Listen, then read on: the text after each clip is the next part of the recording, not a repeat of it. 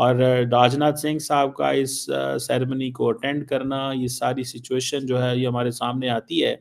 इससे ये पता चलता है कि इंडिया इज़ फुली रेडी। इसकी क्या वजह हो सकती है? क्यों इतने वीक साबित हुए ट्रंप, और क्या ये ब्लो है उनके स्टेचर को? दिसंबर में पुतिन इंडिया आए तो वॉर खत्म हो, और ये जो एक जो डेवलपमेंट है भारत की धरती पे हो, ये बड़ा प्लान है। हाँ, तो मेरा ख्याल है कि ये इतनी आसानी के साथ डोनाल्ड ट्रंप को नोबेल प्राइज नहीं मिलेगा। इस वक्त की बड़ी खबर आपको बता दें, फ्रांस के राष्ट्रपति एमल मैक्रों ने प्रधानमंत्री नरेंद्र मोदी को फोन किया और दोनों के बीच एक अच्छी सार्थक बातचीत हुई। प्रधानमंत्री मोदी ने सोशल मीडिया पर पोस्ट किया कि राष्ट्रपति मैक्रों के साथ रूस यूक्रेन जंग के समाधान पर बात हुई। पुतिन से बात हो चुकी है उनकी। ब्रिक्स के अंदर उनके जो सबसे इंपॉर्टेंट पार्टनर है वो पुतिन है। पुतिन से 45 मिनट बात हो गई है, और उससे ऊपर जरूरी नहीं है ना। वहां पे भी एक तरह से बता दिया है कि भारत के लिए कौन इंपॉर्टेंट। अमेरिका को अच्छा नहीं लगेगा, अमेरिका को अच्छा नहीं लगेगा, मगर इसलिए कि हिंदुस्तान ने कर रहा है और अमेरिका कुछ नहीं कर रहा। प्रधानमंत्री नरेंद्र मोदी को यूरोपियन यूनियन की प्रेसिडेंट ने फोन किया और उन्हें जंग रुकवाने की उनसे गुजारिश की गई है। आज आईएसआई की एक और गलीज तरीन हरकत और उसके सबूत लेकर हाजिर हुआ हूं। जी हाँ, ट्रम्प कॉल कर रहे थे और 4 या 5 बार कॉल की गई है और उन्होंने अटेंड नहीं की। तो डेफिनेटली इंडिया एक तरीके से शायद ये इशारा दे रहा है अमेरिका को कि हम आपके कहने से काम नहीं करेंगे। अपनी खवातीन भेजकर, जी हाँ, एजेंसी की खवातीन भेजकर मुबैना तौर पे अलीमा खान साहिबा पे हमला करवाया गया, उन पर अंडा फेंकवाया गया। इंडिया और रशिया जो है उन्होंने टेक्निकल और ऑपरेशनल कैपेबिलिटीज जो है ये मिल के फ्रांस के राष्ट्रपति मैक्रों से फोन पर बात की है। आप उनकी उस बातचीत को किस नजर से देखते हैं, क्योंकि कहा जा रहा है कि उसमें यूक्रेन वॉर को लेकर भी चर्चा हुई है।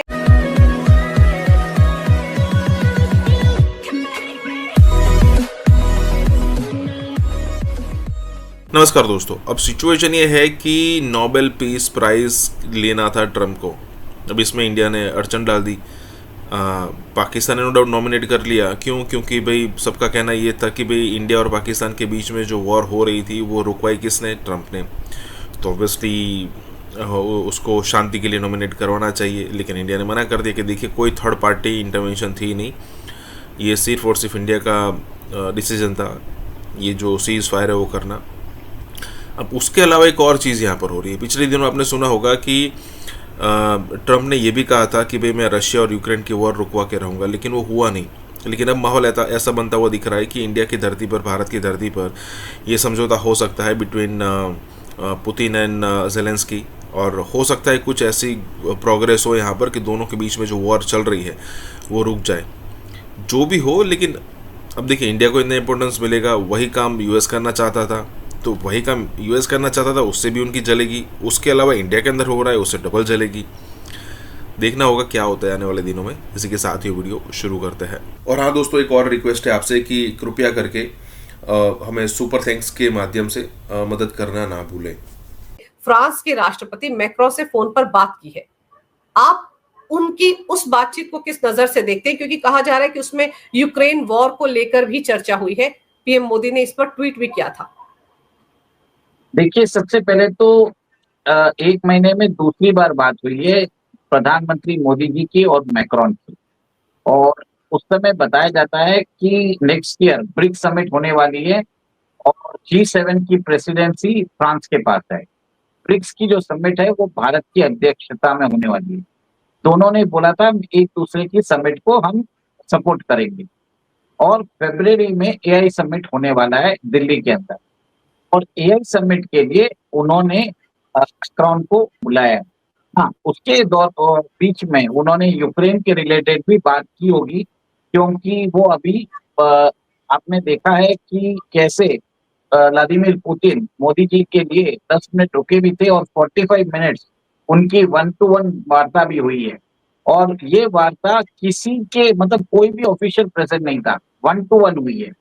तो इसका क्या वार्ता हुई है हमें नहीं मालूम, पर मुझे लगता है कहीं ना कहीं यूक्रेन का मुद्दा भी उसमें छाया हो सकता है।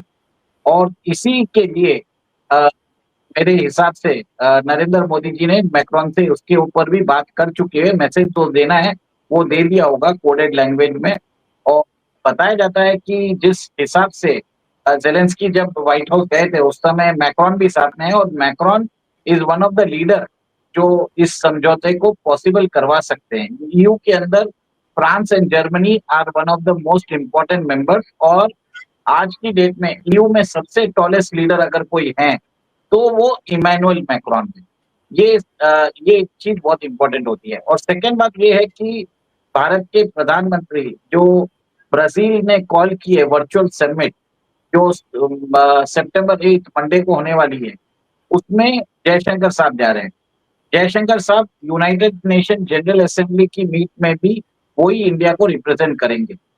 देखिए, इसमें इंडिया एक स्ट्रेटेजिक मैसेज भेज रहा है कि ना तो हम ब्रिक्स के अंदर साथ में हैं, ना हम अमेरिका के अंदर भी हम किसी के वॉर में पड़ना नहीं चाहते, क्योंकि वो समिट के बाद जो विक्ट्री परेड हुई है, विक्ट्री परेड में एक तरह से चाइना ने अपनी वेपनरी सबको दिखाया है, अपना जो हार्ड पावर है वो दिखाया है, और 25 से 26 देशों के जो राष्ट्र अध्यक्ष उधर थे, इससे एक तरह से चाइना ने अमेरिका को डायरेक्ट चैलेंज किया है। उसमें रशिया भी था, उसमें ईरान भी था, उसमें नॉर्थ कोरिया भी है। नॉर्थ कोरिया के जो राष्ट्रपति हैं किम, वो कभी बाहर नहीं जाते। इस मल्टीलैटरल समिट के लिए फर्स्ट टाइम आए थे। बायलैटरल समिट वो करते हैं, पर मल्टीलैटरल समिट में कभी भी किम नहीं जाते। तो ये अहमियत बताने की बात है। एक तरह से पैरेलल अमेरिकन का पावर स्ट्रक्चर इमर्ज हो रहा था। जो लोग बोलते हैं कि ब्रिक्स और स्को जो है वो एक तरह से इमर्ज है, मेरे ख्याल से कहीं ना कहीं इंडिया ब्रिक्स और स्को में बैलेंसिंग कर रहा है as a bridge between global east and global waste.